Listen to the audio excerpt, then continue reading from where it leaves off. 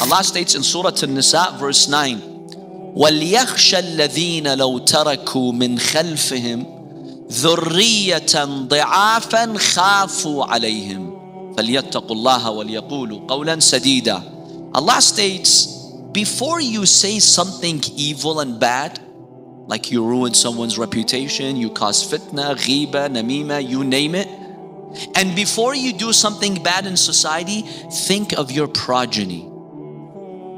Think of your future family.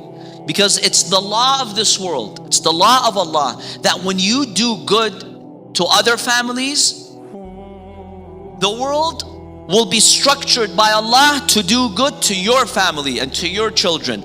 And when you harm other families, there is a threat to us. Your family can be harmed in the future. That is the basic law of karma. Be good to others, others will be good to your future children, to your future family. And if you are bad to other people, your children might be in a negative environment and they will be the target of a lot of hate. Sometimes we think we're strong. I have a strong social position, I have the connections, I oppress this family, that family, I cause fitna, I ruin this life. Be careful. Maybe in your lifetime you'll get away with it in dunya, of course not on the day of judgment, but your family will suffer one day. And subhanallah, we've seen that happening every single day around the world. This is one of the laws of this life, my dear brothers and sisters. So this is an aspect that we can accept. Karma does exist, and Allah subhanahu wa ta'ala is the one who created this system. In ahsantum, ahsantum li anfusikum. Do good, you'll be doing good to yourself. And if you do bad, wa in asatum, if you do good, you do bad, you will be the first victim of your evil deeds. That is the basic law of karma. And this should make us think twice before we do something wrong, my dear brothers and sisters. So this aspect of the law of attraction is something that we can definitely accept. Being optimistic in itself is something that we accept. Many studies have shown that when people who are optimistic, the rates of depression are less. Their health is better. They're happier. Be optimistic. You as a mu'min, you have Allah. Something that maybe others don't have that connection. One of the most beautiful statements in the Quran for me is this one, my dear brothers and sisters. The Muslim army was suffering at the time of the Prophet. In the battlefield, they're being attacked by these pagans. They were bleeding, suffering. You know how Allah comforted them? It's such a beautiful statement. Allah subhanahu wa ta'ala tells them, look, if you are suffering, you're bleeding, you're fatigued, you're exhausted, you have casualties, your enemy is also suffering. They also have casualties. They're also bleeding. But then look at the Quran. وَتَرْجُونَ مِنَ اللَّهِ مَا لَا يَرْجُونَ. But what you hope from Allah is something that they don't. They don't believe in God. They don't believe there is heaven and hell. They're suffering, but they don't believe anyone was going to compensate them. You die and you become dust. This was the belief of the pagans. But you, the believer, you're suffering, you have Allah, you know God is watching, He's there, He's acknowledging your pain. Allah subhanahu wa ta'ala is going to compensate you. Can you compare that with an atheist who has no such belief? Can you compare that? My dear brothers and sisters, you know, one of the biggest crimes of atheism is what? It literally is a crime. I know legally it's not a crime, but if you look at it from a humanitarian perspective, it's a crime. I'll give you this example. Imagine if there's a child suffering, a child who was born with a disability, and this child is suffering every day. You know what the atheist tells him? Now, the atheist may not say these words, but the atheistic belief boils down to that. You know what the atheist tells that child? Hey buddy, look, you're suffering too bad. There's no God up there. There's no day of judgment. You're gonna suffer and suffer till you die, and too bad. That's just how the world works, and nobody's gonna compensate you on the day of judgment. Contrast that to a believer who comes to the boy and says, Habibi, life is short, you're suffering, but you have Allah. He acknowledges your pain. And then on the day of judgment, for infinity, Allah will put you in the highest ranks of heaven. Can you compare between these two? Wallah, that first one is a crime. When you tell suffering people, that's it, suffer for the rest of your life, too bad, you're going to become dust and there's no compensation, that's a crime against their humanity. If you don't know whether God is there or not, just shut up and don't say anything. Don't go and say there is no God, there is no heaven, there's no hell, there's no compensation. When you say that, that's an act of crime. Forgive me, but this is the reality, my dear brothers and sisters. That's the reality. That's why atheism is a crime. You're basically telling the whole world and anybody out there who's suffering, that's it, too bad, you're just unlucky, too bad. There's no compensation for you whatsoever.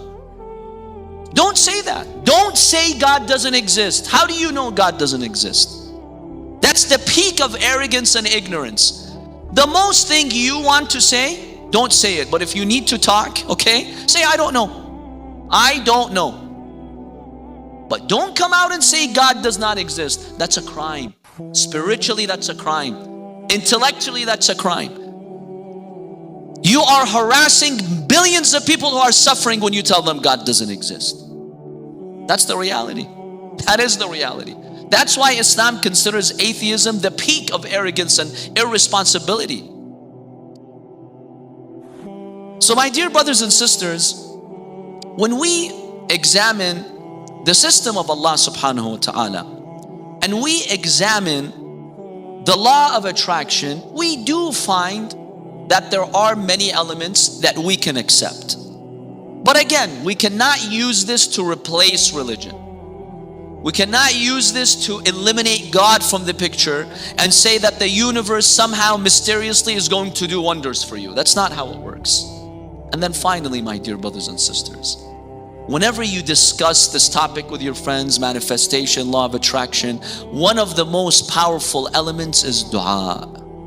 Never underestimate the power of dua. You know, they tell you wish for positive things and it happens. Yes, that's true, but that happens through dua. When you resort to Allah and you pray for the best and you wish for the best, never lose hope. قُلْ يَا عِبَادِيَ الَّذِينَ أَسْرَفُوا عَلَىٰ أَنفُسِهِمْ لَا تَقْنَطُوا مِنْ رَحْمَةِ اللَّهِ. Never ever lose hope from the mercy of Allah subhanahu wa ta'ala. And that's the message of the month of Ramadan, my dear brothers and sisters. Never lose hope. Never underestimate the power of dua. A dua is game changer. Even if there's a fate that's written for you, even if there's a tragedy that's coming your way, it's imminent, one dua from your sincere heart can change all of that. قُلْ مَا يَعْبَأُ بِكُمْ رَبِّي لَوْلَا دُعَاءَكُمْ. The Quran says if it weren't for your supplications and du'as, Allah subhanahu wa ta'ala would not have blessed you the way He is blessing you. And dua is not only for Muslims. Non-Muslims also, they have their own way of dua and connecting to Allah subhanahu wa ta'ala. Even if a non-Muslim supplicates to Allah, Allah may answer them. Anyone who connects to Allah, Allah may answer them. Dua is one of the most powerful tools that Allah has given you as a believer. وَسِلَاحُهُ الْبُكَاء. That's what Imam Ali ibn Abi Talib alayhi salam states. يَا مَنْ اسْمُهُ دَوَاء وَذِكْرُهُ شِفَاء.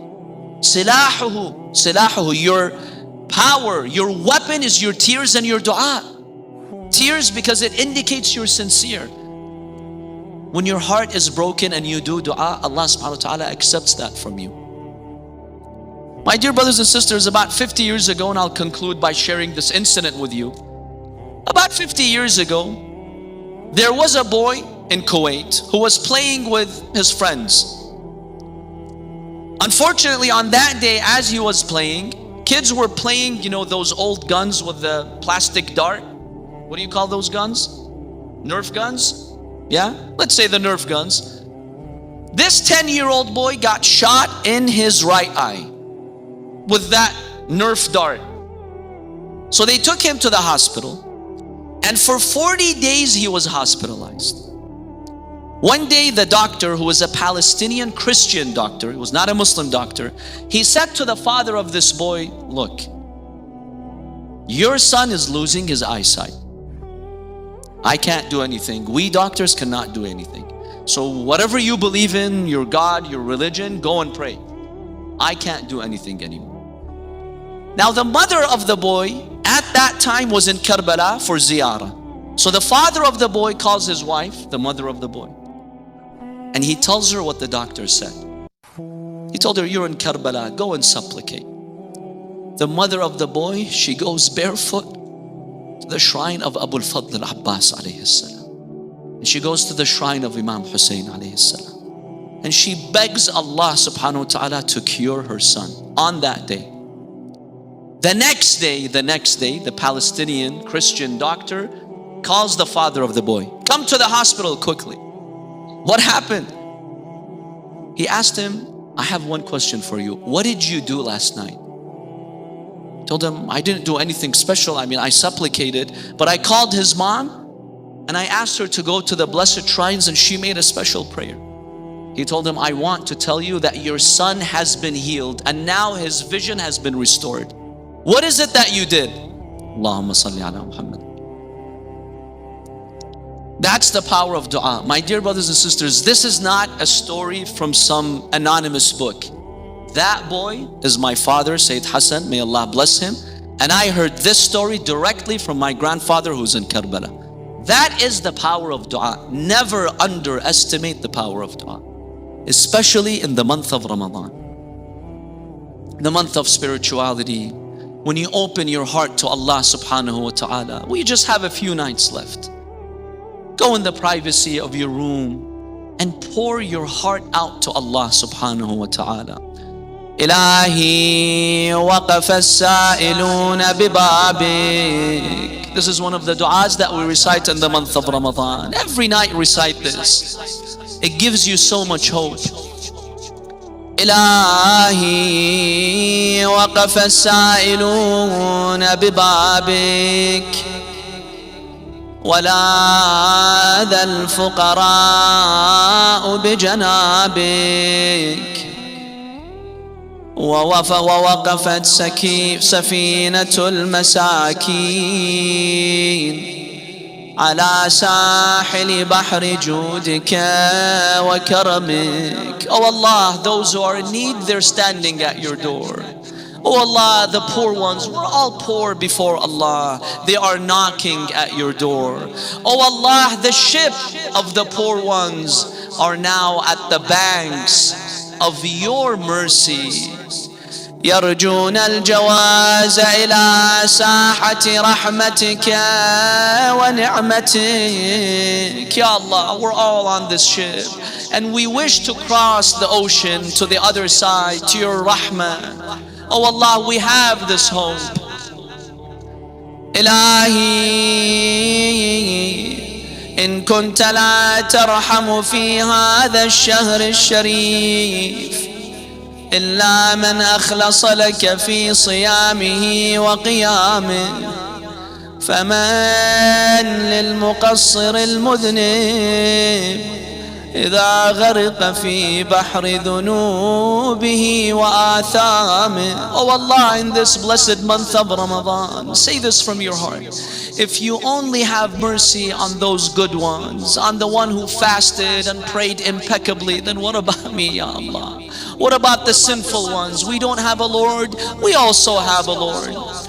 إلهي إن كنت لا